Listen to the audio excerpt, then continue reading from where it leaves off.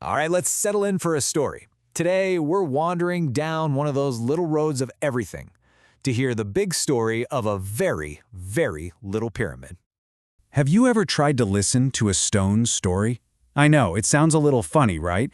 But what if the quietest things in the world actually have the most to say? Come on, let's lean in and listen. So, like every good story, this one has a beginning. And for our little pyramid, it all starts with just learning how to be, finding its feet in the world. Just try to imagine that first moment. You feel this warm hug coming up from the world below, holding you tight. And then, from above, this bright, sunny hello from the sky. It's more than just waking up, you know? It's like the whole world is welcoming you. Of course, finding your place, well, that usually takes a few tries, doesn't it? First, you feel a little wobbly, right? Trying to get your footing. Then, okay, you start to find your corners, your own unique shape. But then, sometimes the world shifts a little and you realize you need to lean on a friend. In this case, another stone. And just like that, you're not just standing on your own anymore. You're standing together. And that feeling, right there, that's what balance really is. It's not about being perfectly still or never moving. It's just this quiet happiness of knowing you belong right where you are. That feeling of being supported.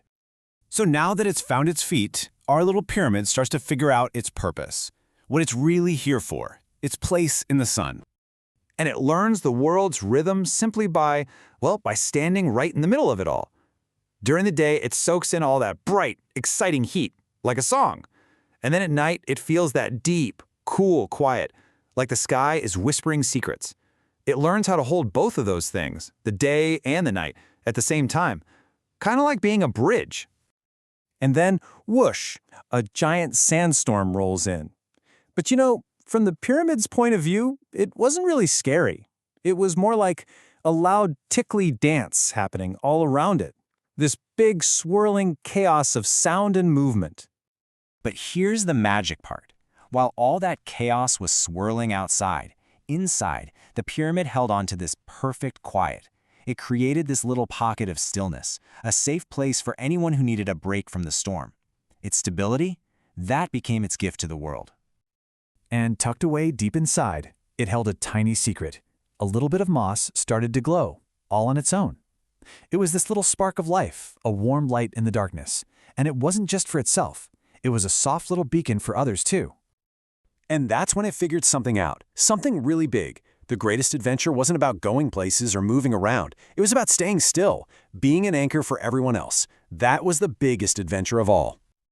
So time goes by. And as it does, the pyramid's job gets even deeper. It's not just an anchor now. It's become a quiet guardian, something that holds the weight of ages. I mean, how do you even measure a life lived by a stone? It's not about counting years, is it? It's about counting experiences. Wisdom, for the pyramid, wasn't about getting older. It was about paying attention. It learned the wind's dance as it got weathered. It held the sky's secrets just by being still. It memorized the sun's songs every single morning. So what does a guardian like this even hold? Well, sure, it holds sunlight, energy, but what it holds even more of are stories.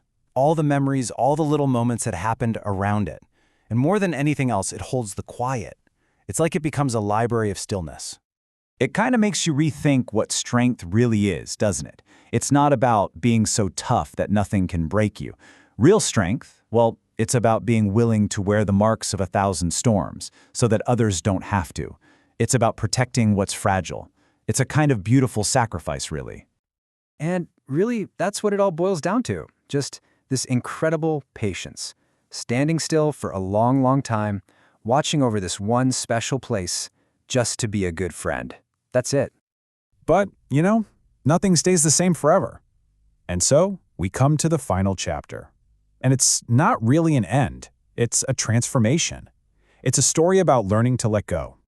And this process of letting go, it becomes this beautiful act of giving. It starts giving away all the gifts it's collected over the ages.